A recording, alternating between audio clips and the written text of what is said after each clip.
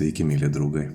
Šiandien sugrįžtu su dar vienu įrašu pratęsti apokalipsės antspaudų pranašystės šifravimą ir šiame vaizdo įraše plačiau panagrinėsiu 5 antspaudą. Jeigu norite šią temą sužinoti daugiau, aprašyme jums palikau nuorodą į grojaraštį, kuriame rasite visus ankstesnius įrašus.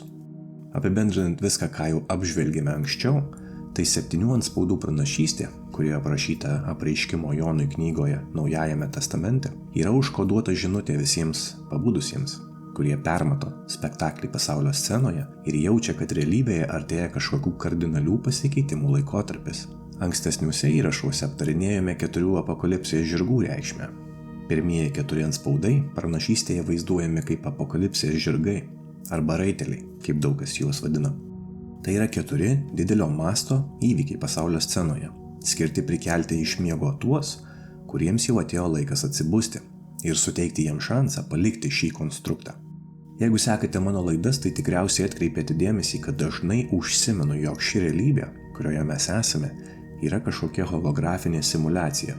Kitaip sakant, visa tai, ką mes kolektyviškai patiriame, yra tik tai programavimas. Ir visa ši materiali patirtis yra tik tai mūsų proto sukurta iliuzija. Šis konstruktas yra tarsi neutralus laukas, kuriame sąmonė keliauja rinkdama patirtis, skatinančias augimą ir vystymąsi, kol galiausiai atėjus ciklo pabaigai, pilnai subrendę sielos turi galimybę palikti šį dirbtinį konstruktą ir pereiti į kitą, o galbūt grįžti namo. Tai sužinosime tik tai peržengę slenkstį. Nors pats simuliakras yra neutrali galimybių erdvė, čia taip pat egzistuoja priešininkas, kuris yra atsakingas už visas suktybes ir apgaulę. Tai kažkokia dirbtinio intelekto programa, kuri nuolatos siekia suskirstyti žmonės į jau egzistuojančius įsitikinimų ir pasaulėžiūros modelius, kad galėtų juos lengviau suvaldyti. Įklampindamas žmonės į negatyvinio programavimo požymius, šis dievas apsimetėlis neleidžia sieloms suvokti tikrosios savo būties ir nemirtingumo. Negatyvinis programavimas tai religinės, politinės, tautinės, rasinės ir filosofinės paradigmos, kurios tarsi spąstai įtikina nemirtingas sielas šio konstrukto tikrumu. Kartu su 4 antspaudu baigėsi perspėjimų laikotarpis, o tai reiškia, kad visiems, kurie pabudo ir pasirinko tęsti savo kelionę toliau, bus suteikta galimybė tai padaryti. O tiems, kurie save apgaudinėjo ir gyveno ignoracijoje, teks nuryti karčią piliulę ir priimti neišvengiamą lemtį. Jau nekartą minėjau, kad antspaudai yra skirti tiems, kurie yra dėmesingi. Tai žinome, nes apie pirmuosius 4 antspaudus mums praneša mitinis personažas Tetramorfas, kuris mums sako ateik ir žiūrėk, kviesdamas atkreipti dėmesį ir suvokti įvykių svarbą. Antspaudai tai nėra priežastis bijoti ar nerimauti. Kaip pavyzdį imkime 1 antspaudą, kurį pažymėjo 2020 metais įvykusi netikro viruso pandemija. Nors pats įvykis buvo apipintas negatyvu ir baime, visas tas teatras pasaulio scenoje turėjo ir teigiamų pasekmių, nes prikėlė iš miego daugybę sielų, kurioms buvo lemta atsibusti. Žmonės pagaliau pradėjo suprasti, kad pasaulis nėra toks, koks jis yra pateikamas per televiziją, ir kad realybėje vyksta kažkokie ypatingi procesai, kurie pamažu mums atskleidžia aukštesnį planą. Būtent todėl padarai deda tiek daug pastangų ir resursų, kad užkirstų kelią mūsų atsibudimui. Pandemija buvo didelė pamoka, kuri ne tik leido dar labiau pažinti save, bet ir padėjo atsirinkti, kas iš tikrųjų gyvenime mums yra svarbu ir ko mes norime iš jo. Taip pat išbandė mūsų moralinės vertybės, patikrino mūsų savivokos ir veiksmų vientisumą. Tokia jau ta realybė, viskas turi tiek teigiamą, tiek neigiamą pusę. Kur be pažvelgtume, matome hermetizmo filosofijoje aprašytą poliškumo principą, kuris sako, kad viskas turi savo priešingybę. Panašus ir nepanašus yra vienas ir tas pats, skiriasi tik tai savo laipsniu. Vadinasi, ir visos tiesos yra tik pusiau tiesos. Nors didžioji dauguma žmonių įvykiams nurimus sugrįžo atgal į savo saldaus miego patalus ir lyg stručiai sukišę galvas į smėlį gyvena apsimesdami, kad pasaulyje viskas yra gerai, tiems, kurie atsibudo, įsižiebė deginantis troškimas sužinoti daugiau. Tas troškimas veda link naujos informacijos, kuris suteikia naujų suvokimų ir patirčių. Nauja informacija, atverdama vis subtilesnius realybės sluoksnius, pamažu transformuoja mūsų pasaulėžiūrą. Realybė, kuri daugeliui anksčiau nekėlė per didelio susidomėjimo ir atrodė kaip savaime pasireiškintis fenomenas, staiga tapo labai įdomi, dar labiau paslaptinga ir mįslinga. Čia labai tinka Oliverio Vendelio Holmeso citata: protas, ištemptas naujos idėjos, negali sugrįžti į savo senuosius matmenis. Tiems, kurie atidžiai stebi šią realybę, darosi vis aiškiau, kad kažkas čia bando atkreipti mūsų dėmesį. Galbūt tas kažkas yra už šio konstrukto ribų. Kaip bebūtų, mano manymu, priešingai nei tai vaizduojama filme Matrica, atsibudimas yra tarsi dovana, kurią mums suteikė Dievas. Ir tai, kad mes buvome pasirinkti, byloja tik vieną. Mūsų siela pasiekė tam tikrą brandos lygį. Ir artėjančios žemiškos patirties finalui mums bus suteiktas galutinis išbandymas šiame mūsų kelionės etape. Tai, kaip mes su juo susitvarkysime, turės milžiniškų pasekmių ir nulems, kaip vystysis tolimesnė mūsų dieviškos kelionės raida.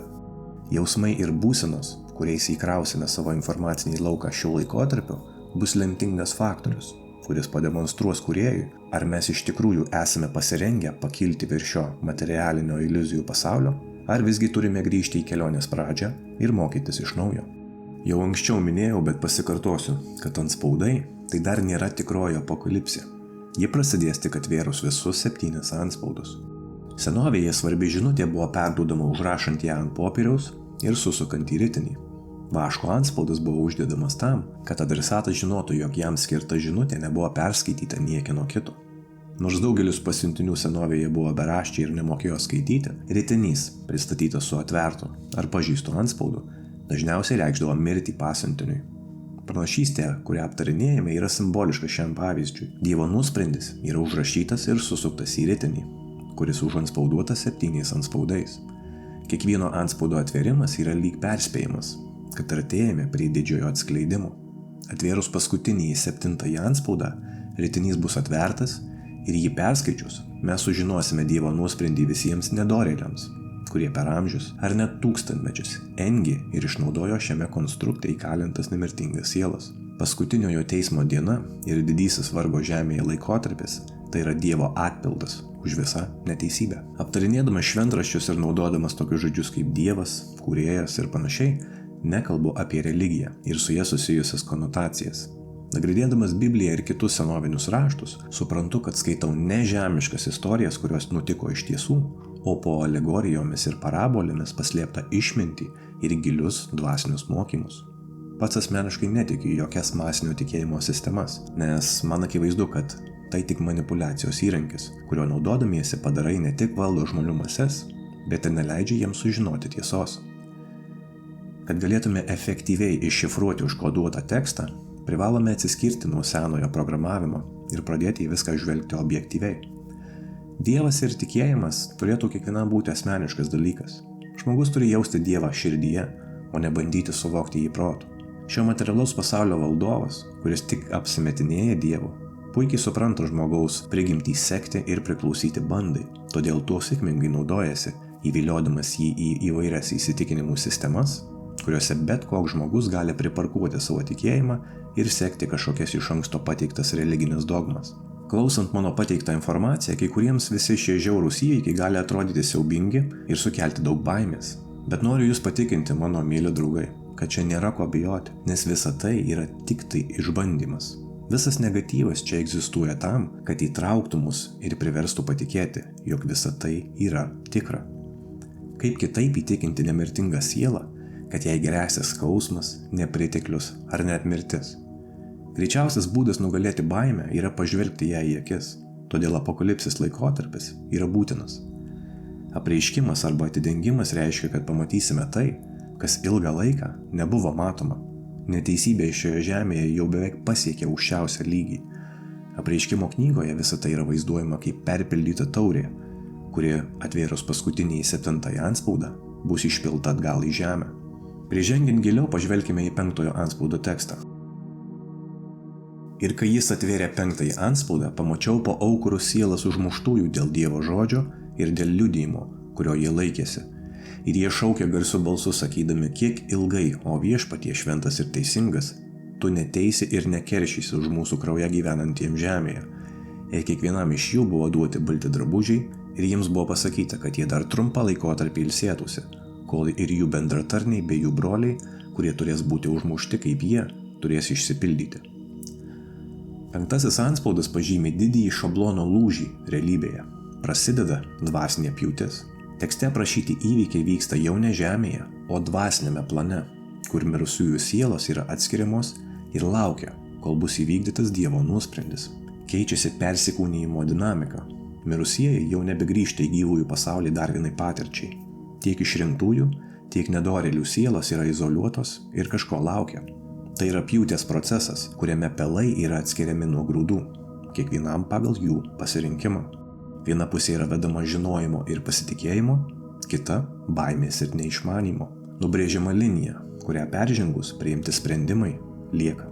Atskirtis, apie kurią kalbu, jau prasidėjo ir yra pastebima šiomis dienomis, nes vienų žmonių sąmoningumas plečiasi, o kitų lieka toks pats, koks buvęs. Todėl laikui bėgant, tas tarpas tarp šių dviejų pusių tik dar labiau didės.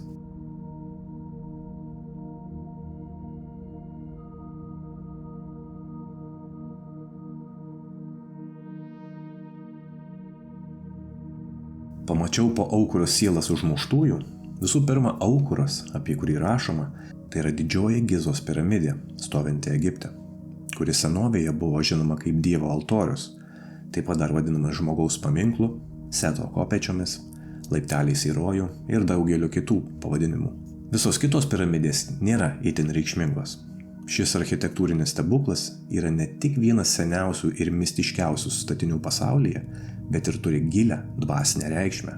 Modernioji archeologija yra tiek pat korumpuota, kiek modernusis mokslas. Todėl lengva įžvelgti, kaip sistema manipuliuoja faktais ir informacija, kad nuslėptų nuo žmonijos tiesą. Šiek tiek pasidomėjus galima prisiskaityti įvairiausių teorijų apie tai, kaip buvo pastatytas šis paminklas ir kokią kultūrinę prasmę jis turėjo senovės civilizacijoms. Daugelis jų yra tokios absurdiškos, kad vien jų kontempliacija būtų įžeidimas mūsų intelektui. Tokia teorijų gausa yra pateikta tam, kad dar labiau supainiotų ir atitrauktų mus nuo to, kas yra iš tiesų svarbiausia – jos paskirtis. Visų pirmiausia, nors Gizos piramidė stovi dabartinio Egipto teritorijoje, jie atsirado kur kas anksčiau nei senoji egiptiečių civilizacija, apie kurią tiek daug žinoma. Piramidės statybos buvo pradėtos 2905 metais prieš Kristų ir truko 90 metų. Senovėje Egiptas buvo pasidalinęs į dvi karalystės. Egzistavo du Egiptai – viršutinis ir žemutinis. Visos 137 piramidės yra išsidėsčiusios žemutinėme Egipte, šiaurėje, kuris senovėje buvo vadinamas iškelta žemė, angliškai The Raised Land. Nes vieni pirmųjų šių laikų archeologų atvykę į Gizos piramidės vietą pastebėjo, kad ji yra aplipusi jūrų augalija ir gyvūnija, ant jo žvilgėjo išdžiūvusi druska. Taip yra todėl, nes visa ši teritorija ilgą laiką buvo po vandeniu. Praėjus 666 metams nuo piramidės statybų, vienas iš sisteminių kataklizmų palaidojo šį paminklą.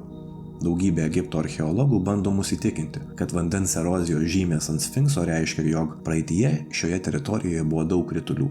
Bet liūtys nepaliktų ant akmens tokių žymių, nebent išvien be perstojo lytų 100 metų. Gizos piramidė tokių žymių neturi todėl, nes seniau visa ji buvo padengta baltu švytinčiu kalkakmeniu, kurį 14 amžiuje musulmonų inžinieriai nudaužė, kad galėtų panaudoti Kairo mieste statomiems paminklams ir šventykloms. Tai žinome, nes keletas tų blokų buvo atkasti in situ ir vis dar egzistuoja šiandieną.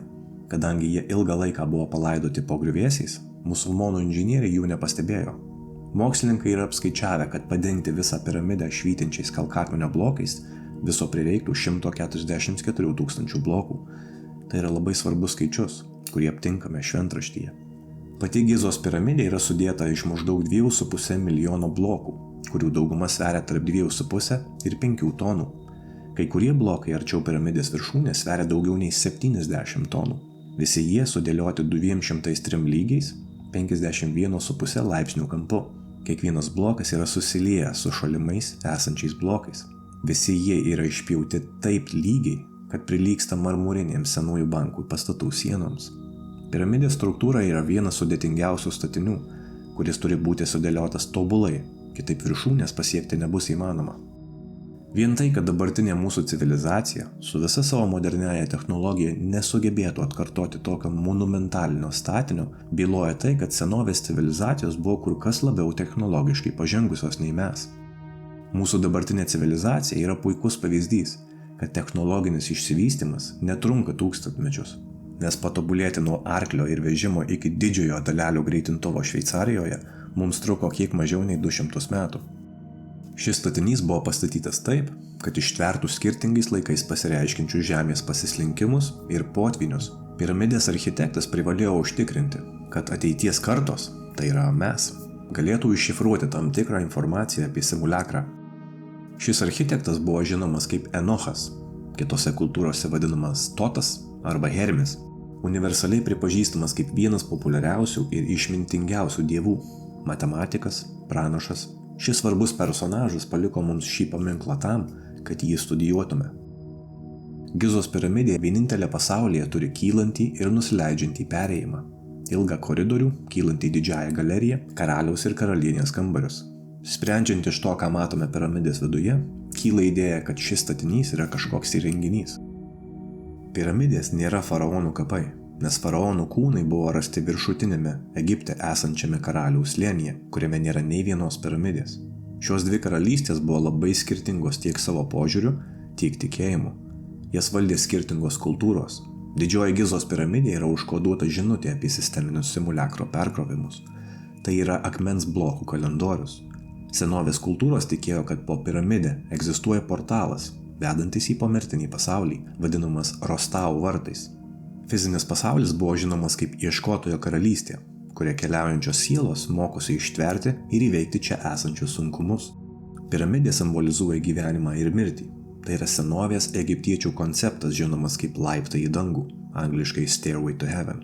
Senovės civilizacijos tikėjo, kad šiais laiptais pakilusi siela palieka ieškotojo karalystę ir žengia į dangų. Įdomiausia yra tai, kad Gizos piramidės išmatavimuose galima rasti visą svarbiausią informaciją apie mūsų realybę. Mokslininkai yra atlikę tūkstančius išorės ir vidinės struktūros dalių išmatavimų, kuriuose pasireiškia skirtingos gamtoje aptinkamos geometrijos ir matematikos konstantos, tokios kaip pi, aukso pjūvis arba dieviškoji proporcija, Fibonaccio skaičių seka ir taip toliau. Plačiai aptinkamas skaičius 138 ir jo kartotiniai. Šis skaičius yra susijęs su didžiuoju kataklizmu, kuris veikia sistemingai ir pasireiškia pasaulyje periodiškai nenutrūkstamu matematiniu tikslumu. Apie tai daugiau sužinosite sekančiame įraše apie 6-ąjį antspaudą. Tiesiog stengiuosi pailiustruoti, kad didžioji Gizos piramidė nėra eilinis paminklas. Jame užkoduoti duomenys išduoda mums apie šioje realybėje pasireiškiančius perkrovimus, kalendorius ir pranašystės. Tai yra tikrojo Dievo, sielų globėjo paminklas, kuris buvo pastatytas 0 laipsnių ilguma ir 0 laipsnių platuma. Tai lokacija, kuri senajame pasaulyje buvo žinoma kaip pasaulio ašis arba Axis Mundi. Šiandien Giza yra pasislinkusi 30 laipsnių. 2239 metais prieš Kristų įvykęs didysis kataklizmas pastūmė pasaulio juostą 30 laipsnių į šiaurę. Kalbu apie taip vadinamą polių pasislinkimo fenomeną, kuris nebūtinai reiškia, kad Žemė yra apvali. Remiantis šią informaciją galima daryti prielaidą, kad 6-asis antspaudas gali reikšti dar vieną 30 laipsnių pasislinkimą, kas turėtų pražūtingų pasekmių Žemės gyventojams ir smarkiai pakoreguotų topografiją. Taigi šiame kontekste po aukurų sielas užmuštųjų dėl Dievo žodžio ir dėl liudijimo, kurio jie laikėsi, reiškia, kad Gizos piramidė yra vieta, kurioje atvėrus 5-ąjį antspaudą bus sušauktos išrinktųjų sielos. Laikytis Dievo žodžio ir liudijimo reiškia atsijungti nuo negatyvinio programavimo, atsikratyti baimės, nenusidėti ir visiškai pasitikėti kūrėju. Iš esmės viskas, kas yra mokama šiame kanale. Tik tam, kuris nugali šio pasaulio negandas, bus suteiktas dvasinis pakilimas.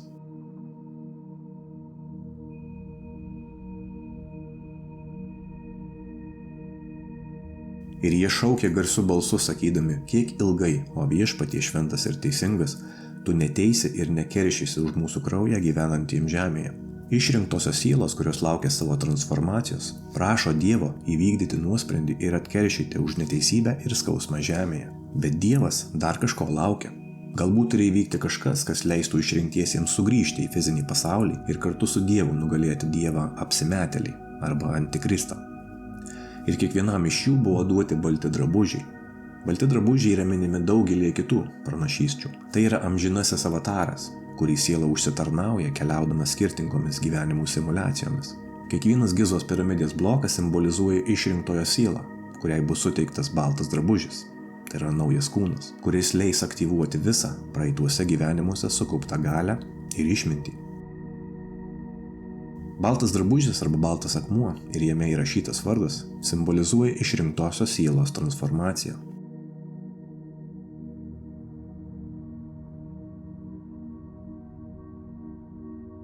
Ir jiems buvo pasakyta, kad jie dar trumpą laikotarpį ilsėtųsi, kol ir jų bendratarniai bei jų broliai, kurie turės būti užmušti kaip jie, turės išsipildyti.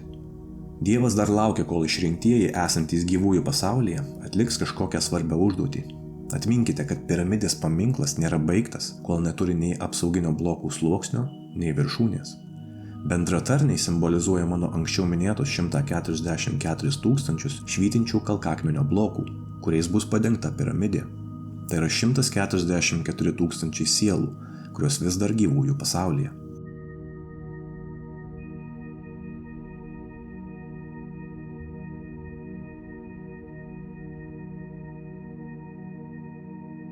Toms 144 000 sielų yra paskirta labai svarbi užduotis žemėje ir kuomet ji bus įvykdyta, jie padengs piramidėje laukiančias sielas, jas apsaugodami ir nusileidęs piramidės viršūnės akmuo galutinai užbaigs paminklą, kas veikiausiai ir aktyvuos portalą, kuriuo dorieji numirėliai arba išrinktieji pereis į pomirtinį pasaulį ir paliks šį konstruktą. Viršūnės akmuo nusileis 2106 Ano Domini metais. Dar keletas papildomų įdomybių. Apreiškimo knygoje pasaulis, kuris pasiekė savo pabaigą, yra vadinamas dviem vardais. Vienas iš jų yra Sodoma, kitas Egiptas. O kodinis žodis faraonas šventraštyje tai taip vadinamas pasaulio elitas. Pranašystėje užsiminta, kad pats Dievas žudys žmones, norėdamas juos apsaugoti nuo artėjančio blogio.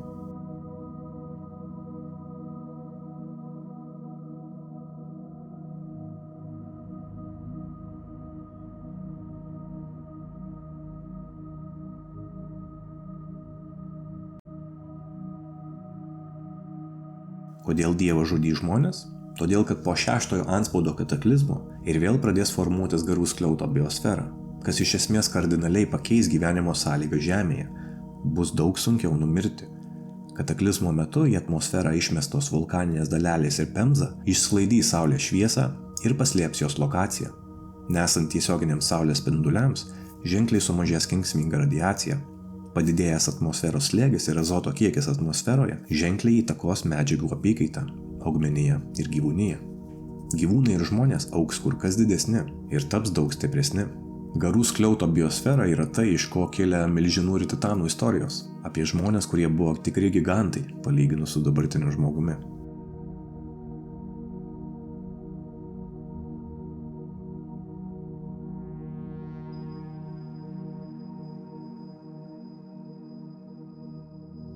Galbūt jums yra keista, kad žudymas ir mirtis gali būti gerai. Taip yra todėl, nes mes nuo mažens esame užprogramuoti, kad mirtis yra blogis ir jos reikia bijoti. Žmonės asocijuoja mirtį su pabaiga, bet mirtis tai nėra pabaiga. Mirtis apskritai neegzistuoja. Egzistuoja tik mirties baimė. Viskas yra energija, o energija neturi nei pradžios, nei pabaigos. Energija negali būti sukurta arba sunaikinta. Ji gali būti tik tai transformuota. Liūdesys, vienatvė ir gedulas tai yra normalios emocijos, kurios pasireiškia patyrus netektį. Bet mes privalome suprasti, kad jų šaknis yra mūsų ego, nes tai mes negalėsime daugiau patirti to žmogaus. Tai mums daugiau nebus galima būti ir dalinti su juo. Mes liūdime, nes susiejame kažkieno mirtį su savo pasauliu. Atvirkščiai nei dabartinė visuomenė, įvairios senovės kultūros šventė mirtį. Tai daro ir kai kurios dabartinės gentys. Jų tikėjime žmogaus mirtis simbolizuoja perėjimą į kitą pasaulį. Tai yra nauja pradžia, atgimimas, išsilaisvinimas. Tad ir mums nereikėtų bijoti mirties, o su ja susidraugauti, susitaikyti ir priimti pokyčius, kuriuos ji atneša. Bus daug lengviau priimti taip vadinamą mirtį, jeigu suvoksite, kad jūsų artimi žmonės niekur nedingsta. Jie taip pat keliauja šiame konstrukte per skirtingas gyvenimo simulacijas ir jų tikrieji kūnai yra kažkur už šio pasaulio ribų. Mes visi kartu tai darome jau ištisus amžius. Galbūt visi kartu buvome kovos lauke Koliziejuje, galbūt visi kartu irklavome vergų laivą, galbūt visi kartu žuvome mūšio lauke. Visa tai tik tam, kad galiausiai atsidurtume šiame gyvenime, čia ir dabar, šiuo ypatingu laikotarpiu, kuris pagaliau atidengs uždangą ir parodys mums visą tiesą. Pabaigai noriu padėkoti savo kanalo klausytojams už paramą ir palaikymą. Esu dėkingas, kad turiu galimybę atlikti savo tarnystę šiame pasaulyje, prisidėdamas prie kitų sielų atsibudimo ir dvasinio pakilimo. Mūsų laukia nuostabus dalykai, tad kurdami savo idealią realybę, nepamirškime padėti ir kitiems. Būkime išmintingumo ir dvasingumo pavyzdys, kuris įkvepia aplinkinius. Atminkite, kad meilė nugali viską, todėl mylėkite, būkite mylimi ir dalinkitės ją. Jeigu norite prisidėti prie mano kanalo veiklos, galite paremti prisijungdami į bendruomenę Patreon platformoje, nuorodą paliksiu aprašyme ir komentaruose. Linkiu nuostabios likusios dienos ir atsisveikinu su jumis iki kitų kartų.